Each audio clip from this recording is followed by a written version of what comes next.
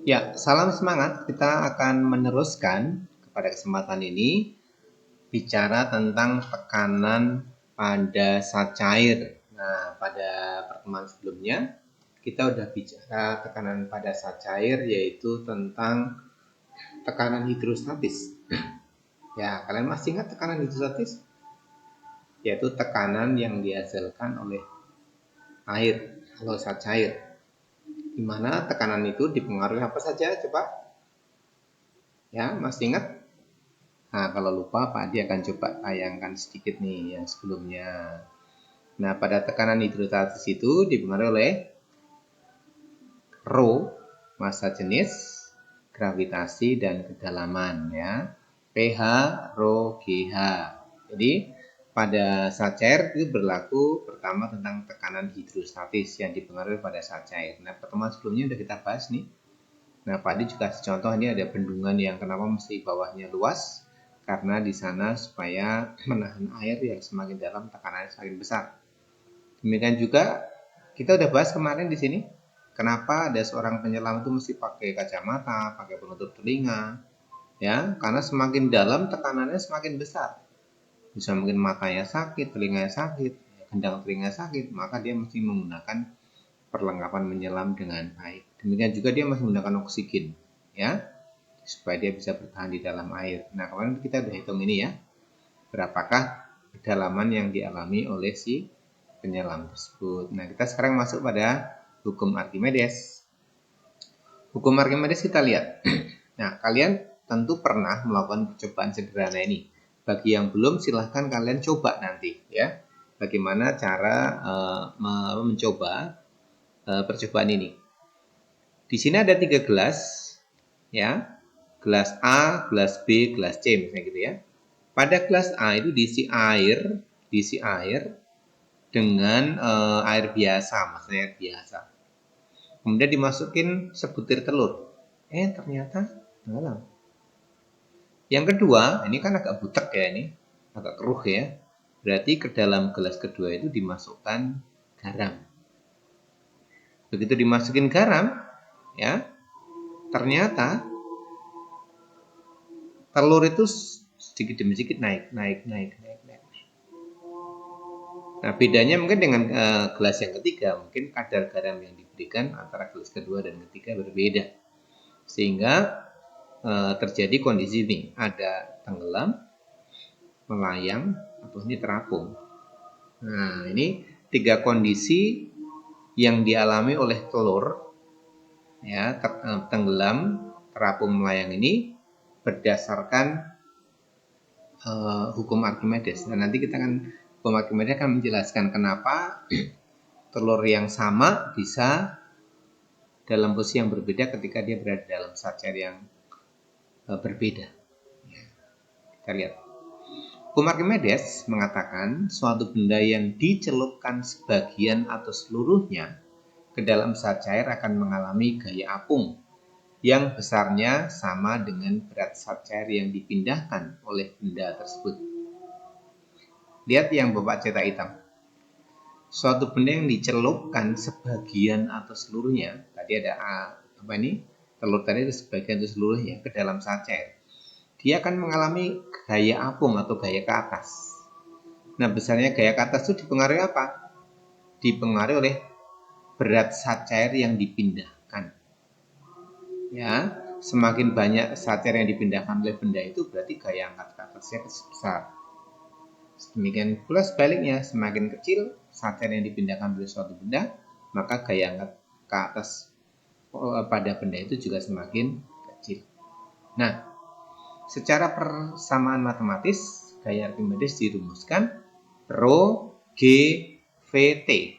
Ingat ya, ini volume yang tercelup. Itu volume benda yang dicelupkan. Kalau sini volume benda berarti ini massa jenis benda. Ya, kalau yang dilihat adalah apa ini volume benda yang tercelup, maka di sini adalah juga massa jenis benda yang tercelup. Kalau di sini adalah massa jenis benda yang zat cairnya, maka ini adalah massa jenis zat cair yang dipindahkan. Ya, F gaya apung, Rho massa jenis, G gravitasi, dan Rho adalah volume benda yang tercelup. Nah, kita akan melihat 3 fakta tadi, ada terapung, melayang, dan tenggelam. Kenapa bisa benda terapung? Benda terapung itu jika massa jenis benda lebih kecil daripada massa jenis cair. Massa jenis balok lebih kecil daripada massa jenis air, sehingga balok terapung di dalam air. Es batu terapung dalam air. Kenapa? Karena es batu massa jenisnya lebih kecil daripada massa jenis air.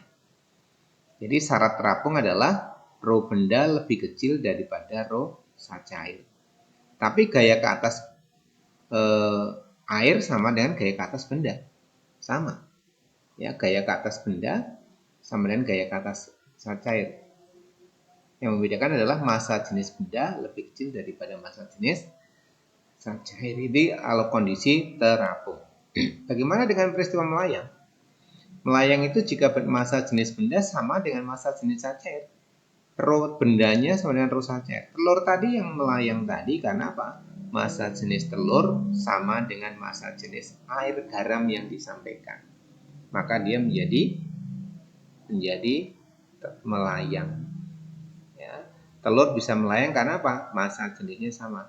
Nah, dalam kondisi sini gaya ke atas sama dengan berat benda. Oke, itu yang kondisi melayang. Sedangkan kondisi tenggelam adalah benda dikatakan tenggelam jika massa jenis benda lebih besar daripada massa jenis cair. Ini contohnya tadi koin, kenapa dimasuk dalam air dia tenggelam ya? Karena massa jenis bendanya lebih besar daripada massa jenis cairnya. Di sini juga berlaku gaya ke atas airnya lebih kecil daripada gaya ke atas benda.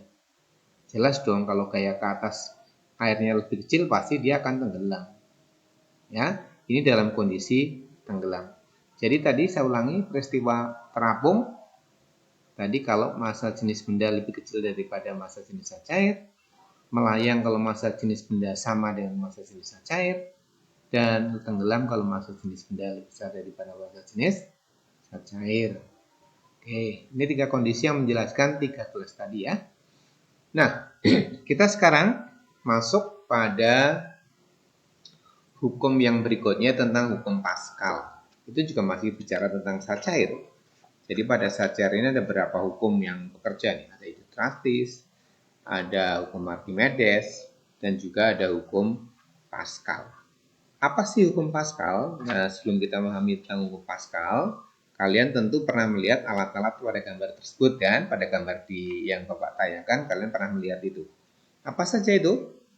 Yang pertama ini adalah apa ya? Dongkrak hidrolik. Apa itu dongkrak hidrolik? Yaitu untuk mengangkat benda supaya kita menjadi lebih ringan. Ini biasanya di mobil ya, seperti ini. Ini adalah namanya kempa hidrolik atau pressure untuk ngepres supaya menjadi mampat bendanya, itu namanya kempa hidrolik. Nah, di sini adalah yang sering kamu lihat kalau kamu nyuci mobil, itu namanya dongkrak hidrolik atau mesin pencuci mobil hidrolik.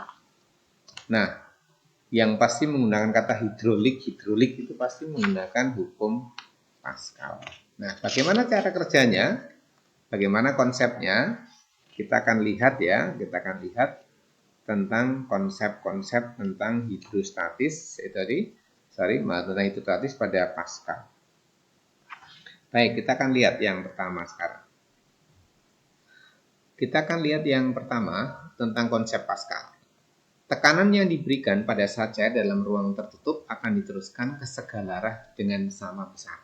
Sekali lagi, tekanan yang diberikan pada zat cair dalam ruang tertutup akan diteruskan ke segala arah dengan sama besar. Itu konsepnya. Jadi kalau ada tekanan diberikan pada zat cair dalam suatu ruang tertutup atau pipa, maka diteruskan ke segala sama besar. Kamu pernah ini kan nyiram tanaman dari air ledeng dengan selang. Begitu keran dibuka, apa yang terjadi? Maka air yang ada di dalam selang itu diteruskan ke segala arah dengan sama besar. Nah, persamaannya ini adalah persamaan hukum Pascal. Kalau di sini ada pipa U namanya. Pipa U itu di sini ada luas penampang 1 yang besar, luas penampang 2 yang kecil. Kalau di sini di F2 ini pada penampang kecil itu saya berikan tekanan. Di sini saya dorong ke bawah. Maka tekanan yang diberikan saja dalam ruang tertutup ini akan diteruskan Ini anak panah menunjukkan diteruskan ke segala arah dengan sama kuat. Maka kalau saya memberikan tekanan di sini, maka otomatis pada bagian kedua juga diberikan tekanan yang besar. Maka dia bisa mendorong benda yang ada di atasnya. Seperti halnya tadi pada mesin pencuci mobil itu, begitu dia ada diberikan tekanan di sini, set gitu, dia akan mendorong sacernya itu ke segala arah dan mengangkat mobil yang ada di atas pipa yang besar ini. Tetapi secara prinsip, tekanan yang di P1, yang di ruas penampang sini, itu sama dengan yang di P2. Kamu ingat tekanan pada zat padat itu kan F dibagi A, maka P1 menjadi F1 dibagi A1. P2 berarti F2 dibagi A2. Persamaan F1 per A1 sama dengan F2 per A2 ini adalah disebut dengan hukum Pascal. Jadi hukum Pascal itu ini konsepnya, P1 sama dengan P2, F1 per A1 sama dengan F2 per A2. F1 per A1 atau F2 per A2 ini adalah tekanan pada zat padat. Ada gaya, ada luas penampang. Ada gaya, ada luas penampang. Ya. Oke, kita lihat. Ini keterangannya. P1 tekanan pada bejana 1, P2 tekanan pada bejana 2, F1 gaya angkat pada bejana 1, dan F2 gaya tekan pada bejana 2. A1 luas penampang atau luas permukaan bejana 1, dan A2 adalah luas penampang pada bejana 2. Nah, ini contohnya. Sebuah mesin pengangkat mobil seberat 10.000 Newton pada penampang besar berjari-jari 20 cm. Tentukan jenis jari-jari penampang kecil jika gaya penekan di penampang kecil sebesar 20 N. Nah, coba sekarang kalian, ini berat mobil yang diangkat berarti ini adalah ini F1-nya adalah 10.000 Newton. F1-nya 20 Newton. Nah, tadi di jari-jari penampang kecil adalah 20 Newton, 20 cm. Maka yang besar berapa? Yuk coba hitung. Tadi F1 per A1 sama dengan F2 per A2. Nanti kalau ketemu luas penampangnya, kita bisa ngitung jari-jarinya. Silakan dicoba ya. Oke. Baik. Sebelum kita masuk ke tekanan gas, Bapak mengajak kalian untuk mencoba mengerjakan tentang latihan di buku modul. Mari mencoba 3.3. Mari mencoba 3.3. Ada soal tentang hukum tentang hukum bejana berhubungan dan juga tentang hukum Pascal. Ya, mari mencoba 3.3. Silakan dikerjakan nomor 1, 2, dan 3. Kemudian mari mencoba 3.4 adalah tentang hukum Pascal. Silakan dicoba di buku latihan kalian. Terima kasih, sampai ketemu.